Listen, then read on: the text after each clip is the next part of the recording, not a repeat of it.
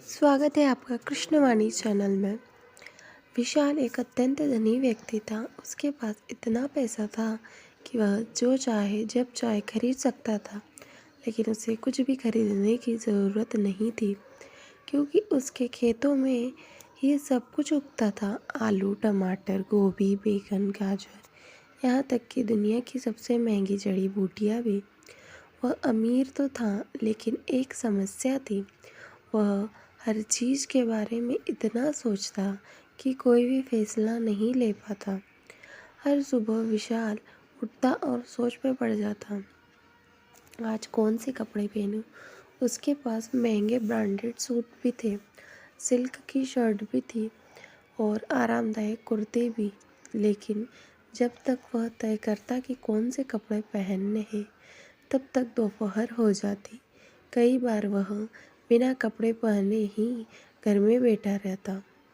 फिर जब वह नाश्ते के लिए बैठता तो सामने 50 तरह की डिशेज होती, ताज़ा जूस, मक्खन पराठा, सूखे मेवे, फल, दही, शहद। लेकिन वह सोचने लगता, कौन सी चीज़ सबसे स्वादिष्ट और सेहतमंद होगी। कई बार सोचते सोचते उसका नाश्ता करने का समय ही निकल जाता और वह भूखा ही रह जाता। सबसे बड़ी परेशानी तब होती जब वह अपने खेतों में जाता। वह हर दिन यही सोचता, आज कौन सी फसल लगाऊं जिससे सबसे ज़्यादा मुनाफा हो। कभी उसे लगता टमाटर लगाओ क्योंकि उसके दाम बढ़ रहे हैं। फिर सोचता नहीं, आलू उगाना चाहिए क्योंकि उसमें उसकी मांग हमेशा ज़्यादा रहती है। फिर उसे कोई बता देता कि धनिया और पुदीना भी अच्छा मुनाफा देते हैं। इतनी सोचने के बाद होता क्या, कुछ भी तय नहीं कर पाता और उसका खेत खाली पड़ा रहता। विशाल का दोस्त राहुल उसकी हालत देखकर परेशान था। एक दिन उसने विशाल से कहा, विशाल, तुम्हारे पास सब कुछ है, लेकिन तुम इतनी सोचता क्यों हो।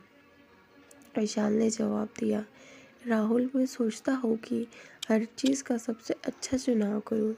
मैं सबसे सही कपड़े पहनूँ, सबसे अच्छा खाना हो और अपने खेत में सबसे ज़्यादा मुनाफे वाली फसल उगाऊँ।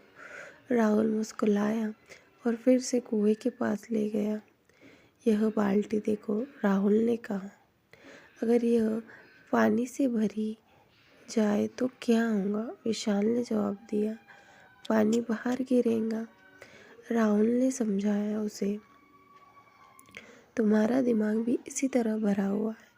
तुम इतनी ज़्यादा सोचते हो कि तुम्हारे विचार बाहर गिरने लगते हैं और तुम कोई फैसला ही नहीं ले पाते। अगर तुम्हारी सोच में साफ पानी होगा, यानी एकदम स्पष्टता, तो तुम्हारे फैसले भी सही होंगे। लेकिन अगर तुम्हारी बाल्टी गंदे पानी में भरी होगी, बेशक डर और ज़्यादा सोचने से, तो तुम्हारे फैसले भी गंदे होंगे, यानी तुम कोई फैसला नहीं कर पाओगे। विशाल सोच में पड़ गया। क्या सच में वह इतना सोचने के कारण ही कुछ नहीं कर पा रहा था। राहुल ने देखा कि विशाल को अभी भी पूरी तरह समझ नहीं आई है। विशाल ने कहा, आओ मैं तुम्हें एक जगह ले चलता हूँ। दोनों भगवान कृष्ण के मंदिर पहुँचे। वहाँ एक वृद्ध संत बैठे हुए थे। उनका चेहरा शांत था और उनकी आंखों में अद्भुत तेज था। लोग उनकी बातों को ध्यान से सुन रहे थे, क्योंकि वे हर समस्या का समाधान बड़ी सरलता से बता देते थे। राहुल और विशाल उनके पास पहुँचे। विशाल ने अपनी समस्या बताई, महाराज, मेरे पास सब कुछ है, लेकिन मैं इतना सोचता हूँ कि कोई भी फैसला नहीं कर पाता। मैं हमेशा इस उलझन में रहता हूँ कि क्या सही है और क्या गलत। संत मुस्कुराए और बोले, बेटा, क्या तुम जानते हो कि पानी की एक बूंद का क्या महत्व है। विशाल ने सिर हिलाया, हाँ, पानी की हर बूंद कीमती होती है। संत ने जमीन से मिट्टी उठाई और कहा, यदि मैं इस मिट्टी में शुद्ध जल की बूंद डाल दूँ तो यह क्या करेंगी। विशाल बोला, यह मिट्टी में समा जाएंगी और उसे उपजाऊ बनाएंगी। फिर संत ने वही बूंद गंदे पानी में डाली और कहा, अब क्या होगा। विशाल ने कहा, यह गंदे पानी में मिलकर बेकार हो जाएंगे। संत बोले, बिल्कुल सही, हमारा दिमाग भी ऐसा ही होता है।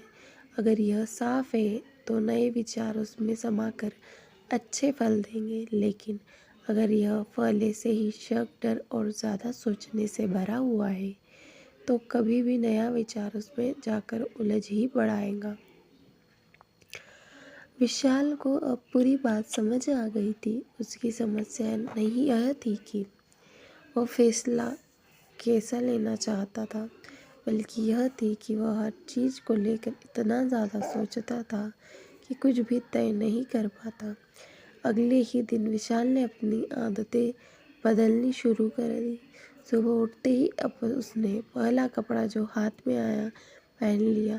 नाश्ते की टेबल पर जो सबसे पहले दिखा वही खा लिया। खेत में जाकर तुरंत फैसला किया कि आज टमाटर लगाएंगे, कल कुछ और। धीरे धीरे उसकी ज़िंदगी आसान और सफल होने लगी। अगर बहुत ज़्यादा सोचोगे तो फैसले लेना मुश्किल हो जाएगा। जो भी करो उसमें ज़्यादा उलझने के बजाय कदम उठाना ज़रूरी है। आपको यह कहानी कैसी लगी हमें कमेंट कर कर ज़रूर बताना और चैनल को लाइक और सब्सक्राइब ज़रूर करना। धन्यवाद। मिलते हैं अगली कहानी में।